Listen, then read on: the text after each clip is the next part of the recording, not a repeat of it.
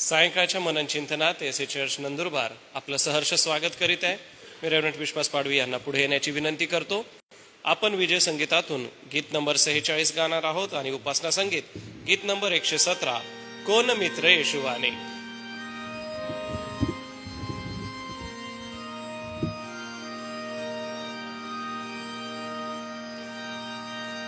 कोण मित्र येशुवाने सारे ओझे वाया, सर्व दुःखे तो ऐकूनी साय करी सोसाया. त्याकडे कधी न जाता आम्ही अवमानितो,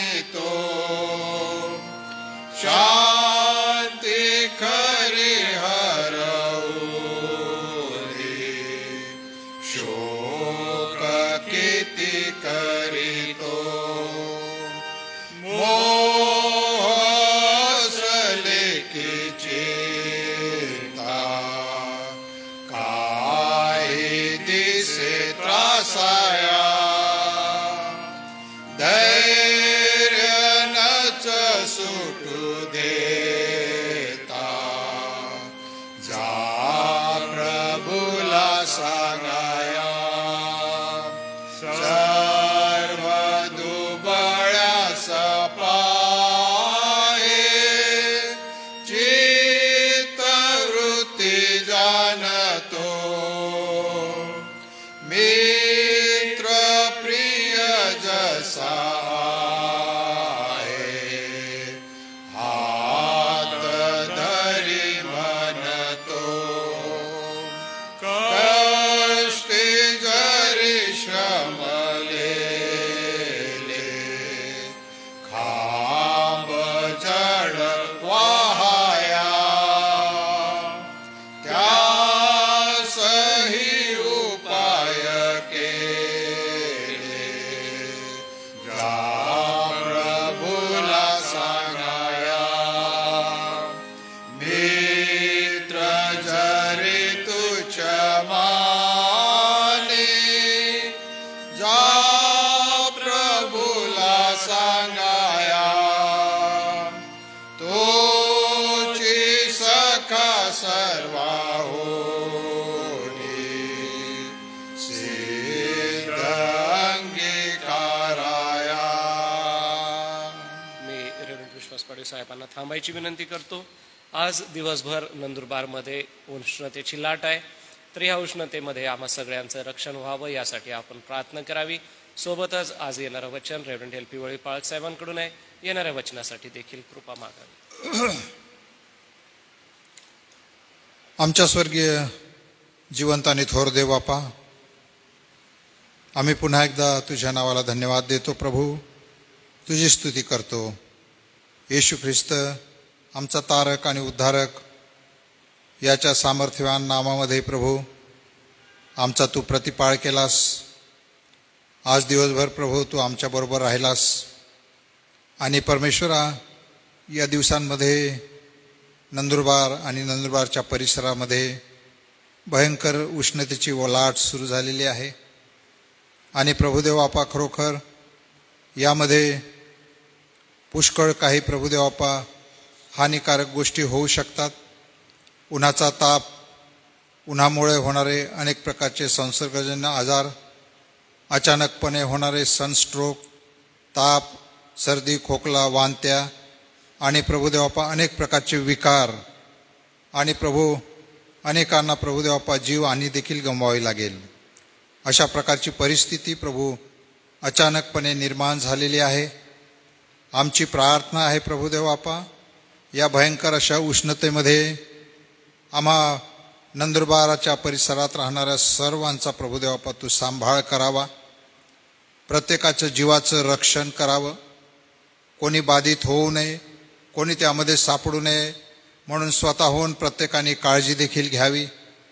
आणि परमेश्वरा, खरोखर अशा भयंकर वातावरणामध्ये देखील प्रभू तू आमचा हात धरून चालवणारा आहे, आमचा सांभाळ करणारा आहे आणि सर्व रोगराईपासून आमचं रक्षण करणारा परमेश्वर तू आहे. आणि म्हणून प्रभुदेव बाप्पा आम्ही तुला हाक मारतो, तुला प्रार्थना करतो प्रभू, या भयंकर उष्णतेमध्ये आम्हा सर्व प्रभुदेव बाप्पा या नंदुरबारच्या प्रांतीय भागामध्ये राहणाऱ्यांचं तू रक्षण कर, असं आम्ही तुला प्रार्थना आणि विनंती करतो. प्रभू, आज दिवसभर आमचा सगळ्यांचा तू सांभाळ केला म्हणून तुझे आभार मानतो आणि तुझी स्तुती करतो. आमचा तू मित्र आहेस, आमचा तू सखा आहे परमेश्वरा, आमचं सर्व दुःख सर्व ओझं वाहणारा परमेश्वर तू आहे. आणि म्हणून पुन्हा एकदा प्रभू आम्ही विश्वासानं आमच्या जीवनाचं ओझं तुझ्यावर टाकत असताना तुझ्या वचनातून प्रभुदेव बाप्पा आज जे काही तू बोलशील ते ऐकण्यासाठी लागणारे कान, स्वीकारणारं मन तू आम्हाला दे. आणि जे तुझे दास प्रभू रेव्हरंट LP वळवी बोलणार आहेत त्यांना देखील तुझा स्पर्श कर, सामर्थ्य दे, ज्ञानाने आणि शहाणपणाने त्यांना तू भर. आणि त्यांच्यापासून येणारं वचन आम्हा सर्वांसाठी पुन्हा एकदा प्रभू प्रेरणा देणारं व्हावं, असंच तू दयेने आणि कृपेने कर, अशी आम्ही तुला प्रार्थना आणि विनंती करतो. येशूच्या नावाने ही प्रार्थना केली म्हणून तो ऐक. आमेन. धन्यवाद पाळकसाहेब. मी सन्मान्य रेव्हरंट LP वळवी पाळकसाहेब, सर्व ऑनलाईन बघणारे प्रियजन व या ठिकाणी उपस्थित असलेले पाळक आणि वडील वर्ग यांच्या वतीने आपणा सगळ्यांचं यांच्या वतीने आपलं स्वागत करतो व आपणाला विनंती करतो की पवित्र वचनाची सेवा आपण करावी.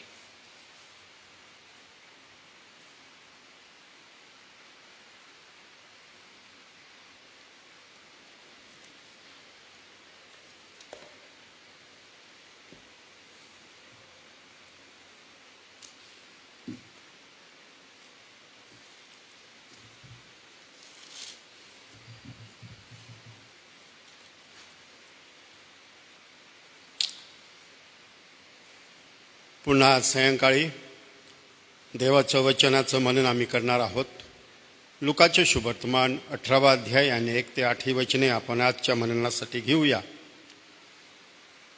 त्याने सर्वदा प्रार्थना करावी व खचू नये याविषयी त्याने त्यांना एक दाखला सांगितला. तो असा: एका नगरात कोणी एक न्यायाधीश होता. तो देवाला भीत नसे व माणसांना जुमावीत नसे. आणि त्या नगरात एक विधवा होती. ती त्याच्याकडे वारंवार येऊन म्हणत असे की माझी दाद घ्या व माझ्या प्रतिवाद्याविरुद्ध न्याय करा. पण काही काळपर्यंत तो ते करेना. परंतु नंतर त्याने मनात म्हटले, जरी मी देवाला भीत नाही व माणसाला जुमानीत नाही तरी ही विधवा मला त्रास देते, म्हणून मी तिचा न्याय करीन. नाहीतर ती नेहमी येऊन मला अगदी रंजीस आणील. तेव्हा प्रभूने म्हटले, अन्यायी न्यायाधीश काय म्हणतो ते ऐका. तर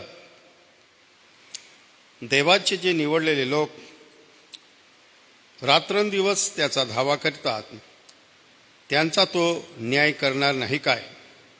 आणि त्यांच्याविषयी तो विलंब लावील काय? मी तुम्हाला सांगतो, त्यांचा न्याय लवकर करील. तरी मनुष्याचा पुत्र येईल तेव्हा त्याला पृथ्वीवर विश्वास आढळेल काय? प्रार्थना करू. प्रेमळ आमच्या स्वर्गीय पित्या, धन्यवादित बे बापा, प्रभू येशूच्या पवित्र नावामध्ये या सायंकाळी आम्हाला पुरवलेली कृपा, तुझ्या दयेबद्दल आम्ही धन्यवाद देतो. यासाठी की तुझी पवित्र वचने तू आमच्यासमोर आणलेली आहे. ती आत्मा आणि जीवन आहे. तुझे सार्वकालिक विचार, तुझी इच्छा तू आपल्या वचनामध्ये ठेवलेली आहे. आणि या दिवसामध्ये प्रभू आम्ही तुझ्या वचनामधून तुझी स्वर्गीय इच्छा तुझ्या वचनाच्या करवी समजून घेत असताना लागणारी कृपा, समजणारं मन दे. आणि या वचनामधून तुझी इच्छा प्रमाणे तुझे विचार प्रभू आणि तुझी सेवा करण्यास मला कृपा पुरीव. माझं सहाय्य कर. माझा मुखास तू सहाय्य हो. तुझे स्वर्गीय विचार तू दे आम्हा सर्वांच्या आध्यात्मिक उन्नतीसाठी, येशूच्या नावाने आमेन. येशूने हा दाखला यरूशलेमला जाण्याच्या प्रवासाच्या शेवटी लूक 9:51 आणि 19:27 देवाचे राज्याचे आगमन आणि शेवटल्या काळाचे शिक्षण यामध्ये आम्ही या गोष्टी पाहत असताना हा अखेरचा समारोपाचा भाग आहे. आजच्या या दाखल्याकडे पाहत असताना जे काही आम्ही पाहतो की येशू ख्रिस्त यरूशलेमकडे जात आहे, त्याचा निर्णायक प्रवासाच्या शेवटी तो आलेला आहे आणि महत्त्वाच्या गोष्टी देवाचे राज्याचे आगमन, शेवटच्या काळाचे शिक्षण याचा अखेरचा समारोपाचा भाग म्हणून आम्ही या ठिकाणी पाहतो. प्रभू येशू ख्रिस्त या ठिकाणी एक दाखला देत आहे. लूक 11 आणि 5 ते 8 यासारखं उदाहरण देखील त्याने ठेवलेलं आहे. आणि या दाखल्यामध्ये प्रभू येशू ख्रिस्ताला हे सत्य अगदी ठासून बिंबवायचं आहे. ते आहे प्रार्थनेचं महत्त्व, की प्रार्थना आणि त्याचं महत्त्व आणि त्याची आवश्यकता याविषयी प्रभू येशू ख्रिस्त बोलत आहे. लुकाने आपल्या शुभवर्तमानामध्ये विशेष करून विधवांचा विशेष जास्त उल्लेख केलेला आहे. 4 शुभवर्तमानामध्ये आहे, परंतु लूक आपल्या शुभवर्तमानामध्ये विधवेविषयी अधिक काही तो लिहितो, कारण त्याला ठाऊक आहे की परमेश्वराने निर्गम अनुवादामध्ये, स्तोत्रामध्ये, इर्मियाच्या पुस्तकामध्ये या सर्व गोष्टी विधवेविषयी पुष्कळ काही वचने सांगून ठेवलेली आहे. परंतु आम्ही त्या काळामध्ये पाहतो की विधवा उपेक्षित होत्या. 2 वेळेचं जे अन्न देखील त्यांना मिळणं कठीण परिस्थिती होती. कायद्यानुसार त्यांना जी एक्सपरक्शन होतं ते देखील त्यांना गरजेच्या वेळेस मिळत नव्हतं आणि अशा प्रकारे परिस्थिती त्यावेळेस होती. परंतु येशू ख्रिस्ताला या ठिकाणी तो सांगतो की एक विधवा आणि न्यायाधीशाचे चित्र तो समोर ठेवतो की ही विधवा त्या नगरामध्ये होती आणि त्या नगरामध्ये न्यायाधीश होता. तो देवाला पण भीत नव्हता आणि मनुष्याला पण जुमानीत नव्हता. हे न्यायाधीशाचे चित्र या ठिकाणी देवाच्या वचनात ठेवण्यात आलेलं आहे. आणि त्या काळी न्यायव्यवस्था जी होती, भ्रष्ट न्यायव्यवस्था जी होती, त्यामध्ये महिलांना विशेष करून कोणत्याही प्रकारचं न्यायालयामध्ये विशेष दाद मागता येत नव्हती. आणि अशा प्रकारे आज जे जसं न्यायालय आहे तशा प्रकारचं नव्हतं. तंबूमध्ये न्यायालय भरले जात होते आणि त्या ठिकाणी काही विशिष्ट लोकांना त्या ठिकाणी आतमध्ये त्यांना परमिशन राहायचं. आणि ही विधवा जी आहे ती त्या न्यायाधीशाकडे जाऊन वारंवार मला दाद द्या, माझा न्याय करा, अशा प्रकारचं या ठिकाणी चित्र आम्हाला देवाच्या वचनामधून पाहायला भेटत आहे. आणि न्यायाधीश जो देवाला भीत नाही आणि मनुष्याला देखील तो जुमानीत नाही, हा असा न्यायाधीश त्या विधवेच्या वारंवार चिकाटीने तिचं एकसारखं त्यांच्याकडे जाणं आणि न्याय मागणं या गोष्टीकडे विशेष लक्ष आम्हाला द्यायचं आहे. त्यामधून पुढे प्रभू येशू ख्रिस्त एक प्रार्थनेचं सत्य आम्हाला तो शिकवत आहे, आम्हाला समजून घ्यावं लागेल. आणि म्हणून या ठिकाणी तो म्हणतो की ती सतत चिकाटीने त्या न्यायाधीशाकडे ती जात होती आणि अशा प्रकारे ती न्यायाची याचना करीत होती. आणि न्यायाधीश विचार करतो की जरी मी देवाला भीत नाही, मनुष्याला जुमानीत नाही, तरी या विधवेचं वारंवार येणं मला त्रासदायक आहे, म्हणून तो तिला न्याय देतो, तिचा न्याय तो करतो. अशा प्रकारचं प्रभू येशू ख्रिस्त या ठिकाणी आम्हाला सांगताना दिसतो. आता या ठिकाणी येशू या ठिकाणी आम्हाला म्हणतो चिकाटीने सतत प्रार्थना विश्वासाने करावी याविषयी तो बोध करतो. सतत प्रार्थना, निरंतर प्रार्थना, सर्वदा प्रार्थना, सर्व परिस्थितीमध्ये प्रार्थना. आणि अशा प्रकारचं आम्ही देवाच्या वचनामध्ये जे काही प्रार्थनेविषयी जे आलेले सत्य वचने आहे, या वचनाकडे जेव्हा आम्ही पाहतो तेव्हा प्रभू येशू ख्रिस्त या गोष्टीकडेच तो आम्हाला घेऊन जातो की प्रार्थनामध्ये तुम्ही मजबूत बना, चिकाटीने देवाकडे निरंतर मागत राहा, चिकाटीने विश्वासाच्या द्वारे तुम्ही देवाकडे जा. ही जी विधवा होती ही परराष्ट्रीय विधवा होती आणि परराष्ट्रीयामध्ये विशेष त्यांना काही न्याय मिळत नव्हता. आणि अशा प्रकारे आम्ही पाहतो.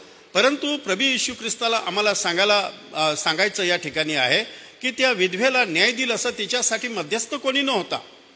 परंतु प्रभू येशू ख्रिस्त म्हणतो, जे 7व्या वचनामध्ये तो म्हणतो, जे देवाचे निवडलेले लोक रात्रंदिवस प्रार्थना करतात, देवाकडे हाक मारतात, त्यांचं परमेश्वर कसं ऐकणार नाही? तो म्हणतो की निश्चित परमेश्वर ऐकेल. आम्ही पाहतो की या विधवेकडे तिला न्याय मिळावा म्हणून कोणी मध्यस्थ नाही आणि तिला पैका देऊन न्याय मिळवण्यासाठी तिची ऐपत नाही.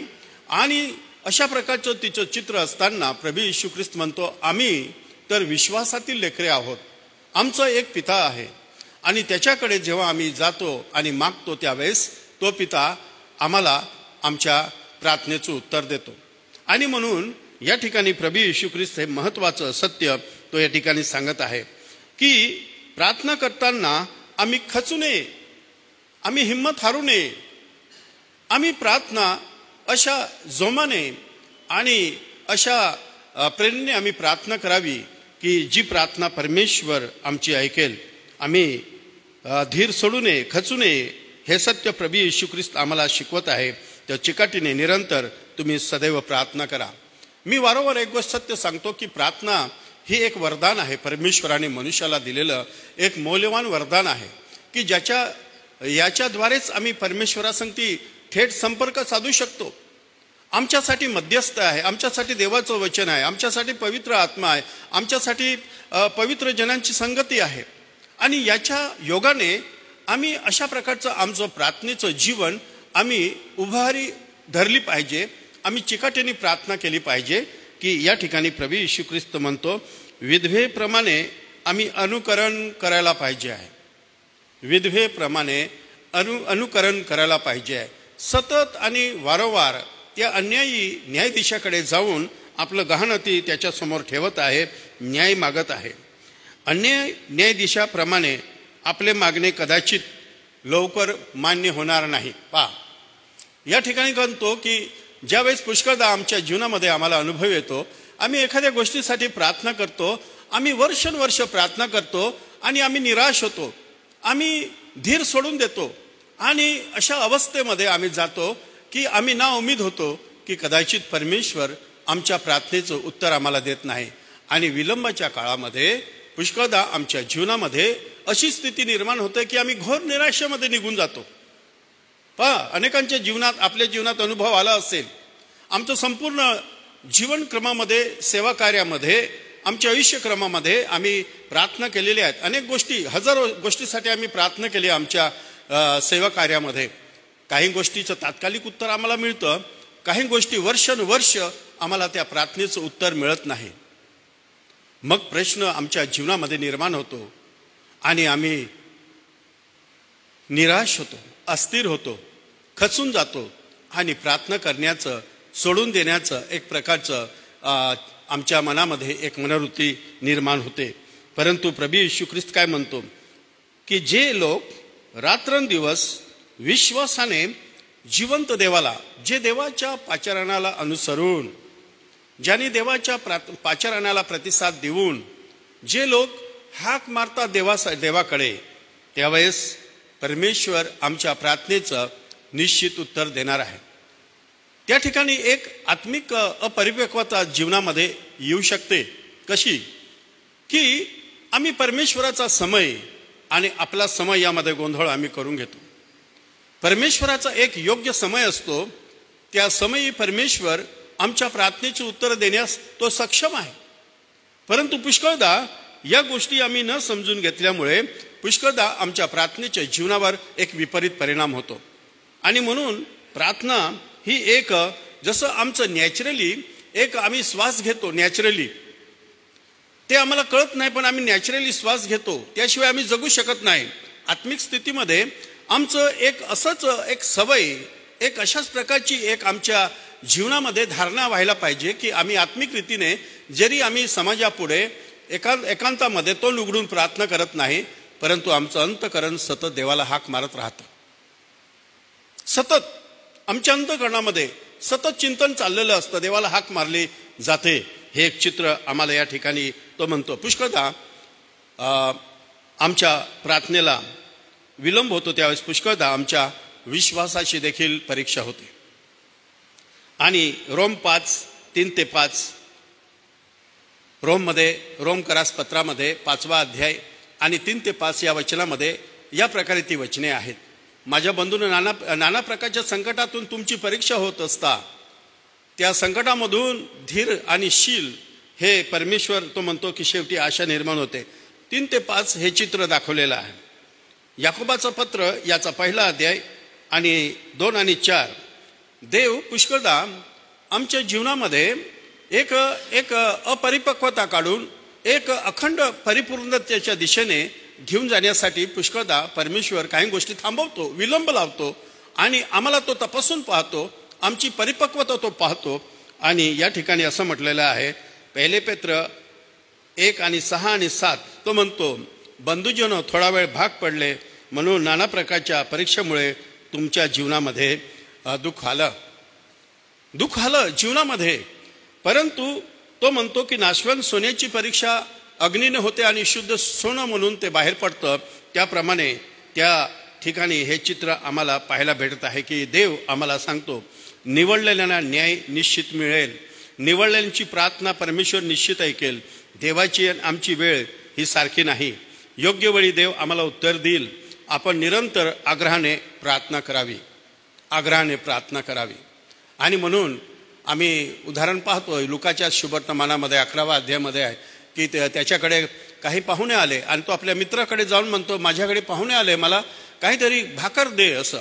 आणि तो आग्रह करतो. म्हणून तो मित्र आहे म्हणून त्याला तो रात्रीच्या समयी आम्ही पाहतो की त्याची गरज तो पुरवतो.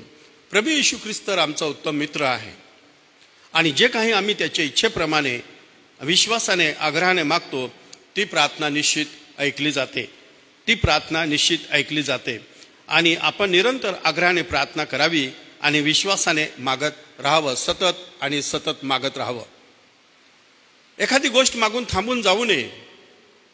आम्हाला 1 महिना, 2 महिना, 6 महिने, वर्ष, काही इतिहासामध्ये काही असे लोक होऊन गेले, त्यांनी अनेक वर्ष प्रार्थना केली, एका विशिष्ट व्यक्तीसाठी प्रार्थना केलेली आहे आणि एक समय आल्यानंतर त्या व्यक्तींच्या जीवनामध्ये देवाने बदलाव केला आणि ते लोक त्या राष्ट्रासाठी फार उपयोगी, प्रभावी लोक झाले आहे. इतिहासामध्ये असे लोक होऊन गेले.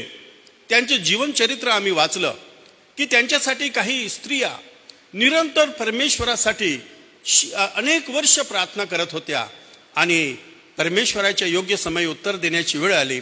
त्यांच्या जीवनामध्ये परमेश्वराने फार मोठं परिवर्तन केलं आणि ते फार मोठ्या परमेश्वराच्या कार्यासाठी ते प्रभावी शस्त्र म्हणून त्यांचा उपयोग परमेश्वराने करून घेतला. ही बोधकथा आहे. येशू ख्रिस्त या ठिकाणी बोधकथा विधवेवर केंद्रित करून लूक आपल्या शुभवर्तमानामध्ये 2दा या ठिकाणी सांगतो. आणि आम्ही पाहिलं सुरुवातीलाच भ्रष्ट न्याय व्यवस्था ती न्यायाधीशाची. सुरुवातीला विधवेला प्रतिसाद नाही. विधवा मला त्रास देत आहे ही त्याची एक मनामध्ये विचारसरणी आली, म्हणून मी तिला न्याय देईन. आणि 6 आणि 7 आम्ही पाहतो रात्रंदिवस धावा करतात, त्यांची प्रार्थना देव ऐकतो. दीर्घकाळ विलंब होऊ शकतो, धैर्य गमवू नये. प्रार्थनेच्या द्वारे आमच्या जीवनामध्ये आम्ही निराश होऊ नये, कारण देव आम्हाला त्या गोष्टी आम्हाला योग्य समयी आम्हाला देणार. ही ठाम खात्री आणि विश्वास आमच्या जीवनामध्ये असावा. आणि अशा वेळेस ज्यावेळेस विलंबाच्या काळामध्ये आम्ही प्रार्थना करीत राहतो त्यावेळेस पुष्कळ लोक आमची थट्टा करतील, आमची निंदा करतील आणि आमचा छळ केला जाईल विलंबाच्या काळामध्ये. आणि त्या काळामध्ये आम्ही योग्य दृष्टिकोन बाळगला पाहिजे आहे देवाविषयी आणि स्वतःविषयी. विलंबाच्या काळामध्ये धीर सुटू नये, निराश होऊ नये, आम्ही प्रार्थनेच्या जीवनामध्ये तुटून जाऊ नये. म्हणून परमेश्वर म्हणतो देवाविषयी आणि स्वतःविषयी योग्य दृष्टिकोन ठेवा. देव एक सत्य आहे की देव कधी बदलत नाही. देव आपल्या अभिवचनाप्रमाणे तो सदैव विश्वासू आहे आणि तो आपली अभिवचने योग्य समयी पूर्ण करतो. अशा प्रकारे आम्हाला देवाच्या वचनामध्ये पाहायला भेटतं आहे. म्हणून विलंबाच्या काळामध्ये योग्य दृष्टिकोन आम्ही ठेवला पाहिजे आहे. देवाविषयी स्वतःविषयी आम्ही योग्य दृष्टिकोन ठेवला पाहिजे. आणि विलंब नेहमी आमच्या चांगल्यासाठी आहे. पुष्कळदा विलंब आमच्या चांगल्यासाठी आहे आणि तो समय आम्हाला कदाचित आमच्या स्वतःच्या दृष्टिकोनातून आम्हाला निराश करणारा आणि बेचैन करणारा असू शकतो आणि गोंधळ करणारी परिस्थिती येऊ शकते. परंतु विलंबामध्ये देवाची योजना, देवाचे संकल्प नेहमी चांगले असतात आणि तो म्हणतो निवडलेले नक्कीच त्यांना शेवटी न्याय मिळेल. आणि म्हणून हे एक अन्यायी न्यायाधीश आणि विधवेचे चित्र समोर ठेवून शिष्य लोकांना प्रभू येशू ख्रिस्त प्रार्थनेचं एक महत्त्व त्यांच्यामध्ये तो बिंबवत आहे. अखेरच्या प्रवासाच्या समोरपाच्या या समयामध्ये प्रभू येशू ख्रिस्त तो आम्हाला सांगत आहे की तुम्ही प्रार्थनेमध्ये खचू नये, प्रार्थनेमध्ये निरंतर तुम्ही पुढे जा. आणि प्रार्थनेच्या या विषयावर मी अनेक पुस्तके वाचली आहेत, अनेक प्रार्थना योद्ध्यांचे चरित्र मी वाचले. फार अद्भुत अशा प्रकारचं परमेश्वर आशीर्वाद देतो. आणि म्हणून या ठिकाणी आम्ही जेव्हा पाहतो तेव्हा आम्हाला हे फार महत्त्वाचं असं देवाचं वचन या ठिकाणी आम्हाला पाहायला भेटत आहे की विधवा आणि अन्यायी न्यायाधीश यांच्यामधून आम्ही प्रार्थनेचं जो एक महत्त्व जे आम्ही ऐकलेलं आहे ते आम्ही या दिवसामध्ये त्या दृष्टिकोनातून आमचा प्रार्थनेचा प्रयास आणि प्रार्थनेची पातळी उंचवण्यासाठी आम्ही निरंतर प्रयत्नशील असलं पाहिजे. देव बाप या वचनाच्या द्वारे आम्हा सर्वांस आशीर्वाद देऊ.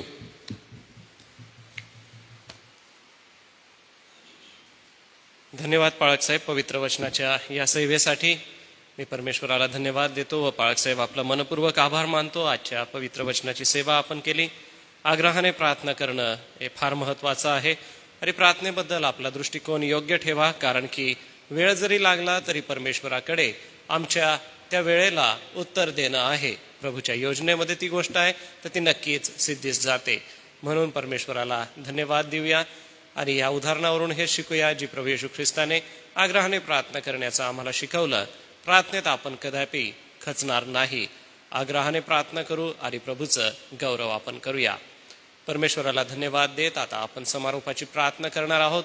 पुढचा सप्ताह हा आपल्याला पवित्र सप्ताह किंवा ज्याला आपण पॅशन वीक म्हणतो तो साजरा होणार आहे. 2 वक्तेगण आपल्याकडे येतील, रेव्हरेंड राजीव जयस्वाल आणि रेव्हरेंड संजय सिंग. या प्रियजनांचं येणं देवबापाने आशीर्वादित करावं.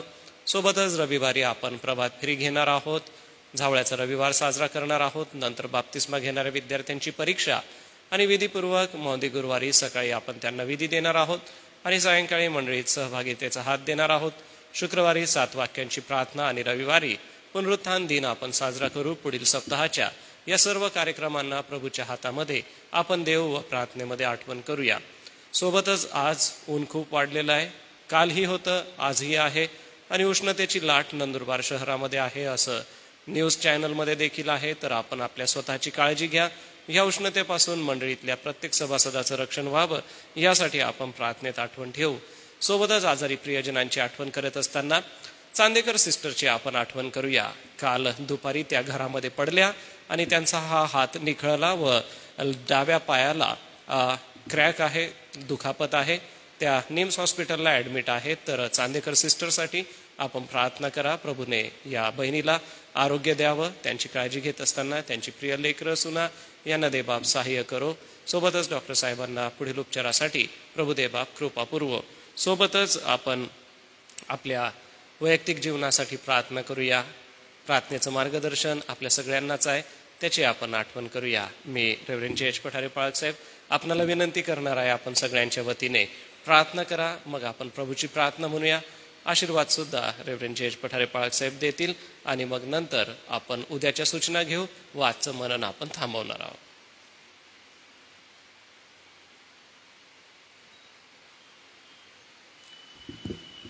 प्रार्थना करू आपण. गौरवी प्रभू, आम्ही तुला धन्यवाद देतो. पुन्हा एक आज सायंकाळी थोडा वेळ तुझ्या पायाजवळ बसून या वचनाचं मनन चिंतन करण्याची संधी तू आम्हाला दिली.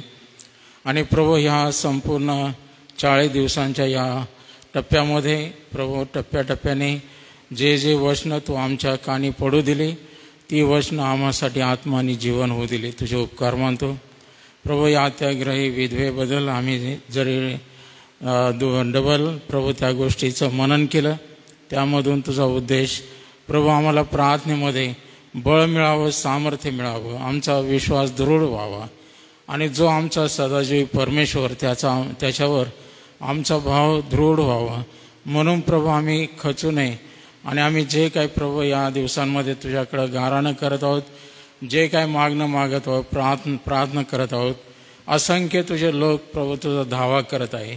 या सर्वांना प्रभू या वचनांच्याद्वारे धीर दे. आणि प्रभू जर त्या विधवेला तिची दाद घेणारा कोणी नसताना तिला त्या त्या न्यायाधीशाने योग्य न्याय दिला, त्याला त्रास होऊ नये म्हणून प्रभू आम्हाला त्या प्रकारची चिकाटी दे. त्या प्रकारे अत्याग्रह करण्याची संधी तू आम्हाला दे. प्रभू आमचा देव हा अन्यायी नाही, तो न्यायी परमेश्वर आहे आणि सुवेळी तो आमच्या प्रार्थनेची उत्तरं दिल्याशिवाय राहणार नाही. म्हणून हा लागलेला वेळ, हा जो विलंब आहे तो आमच्या भल्यासाठी आहे. आणि म्हणून प्रभू यावर आम्ही मनन केलेलं असताना तुझ्या दासाबद्दल, या वचनांबद्दल, दिलेल्या आशीर्वादाबद्दल आम्ही तुझ्या नावाला धन्यवाद देतो. प्रभू आज आम्ही या सायंकाळी आमची सिस्टर चांदेकर यांची आठवण करतो. प्रभू त्यांना जो काही प्रभू मार लागलेला आहे आणि जे काही फ्रॅक्चर झालेलं आहे प्रभू, त्यांच्या हाताला, त्यांच्या पायाला तू स्पर्श कर आणि डॉक्टरांना योग्य सुबुद्धी दे. आणि प्रभू या बहिणीला चांगलं आरोग्य देऊन लवकर बरं कर अशी आम्ही प्रार्थना करतो. या उष्माघातामध्ये प्रभू कोणाला त्रास होऊ नये म्हणून आम्ही प्रार्थना करतो. आमचा जीव, शरीर, आत्मा हा तुझ्या हातामध्ये सुरक्षित असू दे. आणि प्रभू या उन्हाच्या तापापासून आम्हा सर्वांचं संरक्षण कर, आम्हाला चांगलं आरोग्य असू दे. पुढील सप्ताहामध्ये प्रभू आमचे जे कार्यक्रम होणार आहे, या संपूर्ण विश्वामध्ये जे तुझे विश्वासणारे आहे ते आपापल्या देशामध्ये, आपापल्या क्षेत्रामध्ये, आपापल्या मंडळांमध्ये परमेश्वर पित्या या पॅशन वीकसाठी प्रभू प्रार्थना करत आहेत. आणि त्यामधून तुझ्या दासांच्याद्वारे जो आशीर्वाद आमच्यासाठी राखून ठेवलेला आहे त्याची प्राप्ती आम्हाला व्हावी. म्हणून आमच्या मंडळीसाठी प्रभू जे तुझे दास येणार आहेत, आम्ही राजू जयस्वाल आणि संजय सिंग यांची प्रार्थनेमध्ये आठवण करतो. या दासांचं येणं या मंडळीसाठी आशीर्वादाचं होते आणि होणाऱ्या प्रत्येक दिवसाच्या सभा तो आशीर्वादित कर. प्रभू आम्ही प्रार्थना करतो मंडळीतील सर्वांनी या सभेंना हजर राहावं. आणि प्रभू होणारा बाप्तिस्माचा विधी आणि त्यानंतर जे लेकरं प्रभू बाप्तिस्मा पावलेले मंडळीमध्ये मिळत असताना या सर्व कार्यक्रमांच्याद्वारे तुला गौरव मिळवू दे. आम्ही पुन्हा एकवार आमच्या काउन्सिलच्या सर्व मंडळांसाठी देखील हीच प्रार्थना करतो की सर्व मंडळांना तुझा आशीर्वाद दे. आणि या येणाऱ्या सप्ताहामध्ये सर्व तयारी करत असताना या सर्वांच्याद्वारे तुझं गौरव दे. आम्ही पुन्हा एकवार प्रभू या शाळेमध्ये शिकणारे आणि ज्यांच्या परीक्षा सुरू आहेत त्यांच्यासाठी विनंती करतो, त्यांना तुझी कृपा दे. आणि प्रभू या परीक्षेमध्ये तू त्यांना उत्तीर्ण कर. त्यांना या सर्व उष्णतेपासूनही त्यांचं जीव, शरीर, आत्म्याचं रक्षण कर. पुन्हा एकवार प्रभू आम्ही तुझ्या सर्व दासांबद्दल धन्यवाद देतो, जे नित्यनियमाने या मंदिरात येतात, जे ऑनलाईन जोडले जातात. या सर्वांबद्दल आम्ही तुझे आभार मानतो. प्रभू आम्हा सर्वांना तू आशीर्वादित करत आहेस, त्याहीबद्दल आम्ही तुला धन्यवाद देतो. म्हणून आम्ही आमच्या नित्याच्या प्रार्थना तुला सादर करतो, त्या तुला माहीत आहेत. आणि म्हणून त्या प्रार्थनेचं उत्तर देखील तू आम्हाला दे. पुन्हा एकवार मान, सन्मान, गौरव, आदर तुला अर्पण करत ही प्रार्थना येशूच्या नावाने मागतो, म्हणून तो ऐक. आमेन. हे आमच्या स्वर्गातील पित्या, तुझे नाम पवित्र मानले जावं, तुझे राज्य येवो, जसे स्वर्गात तसे पृथ्वीवरही तुझ्या इच्छेप्रमाणे हो. आमची रोजची भाकर आज आम्हास दे, आणि जसे आम्ही आमच्या ऋणास ऋण सोडितो तसेच तू आमच्या ऋणापासून सोड. आणि आम्हास परीक्षेत आण नकोस, तर आम्हास सर्व वाईटापासून सोड. कारण की राज्य, सामर्थ्य आणि गौरव ही सर्व काळ तुझीच आहेत. आमेन. आणि आता आपल्या तारणाऱ्या प्रभू येशू ख्रिस्ताची कृपा, देवबापाची प्रीती आणि पवित्र आत्म्याची गोड संगती, सहभागिता या मंडळामध्ये हजर असलेल्या सर्व प्रभूच्या दासांबरोबर, देवाची मंडळी आणि इस्रायल राष्ट्र याबरोबर आता आणि सदा सर्व काळ असो. आमेन. ख्रिस्त पवित्र शांती सत्प्रीती शोभा सौंदर्य माझी याची येशू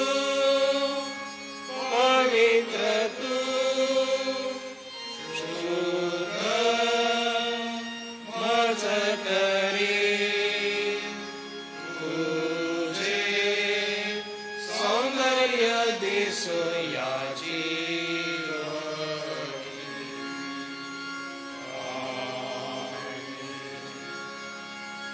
उद्यासाठी सूचना आहे. उद्या सायंकाळचं मनन सन्मान्य डॉक्टर रेव्हरंड जी जयकर पाळक साहेब यांच्याकडून असेल. सायंकाळी 6 वाजता आपण ऑनलाईन असूया. सर्वांना सलाम.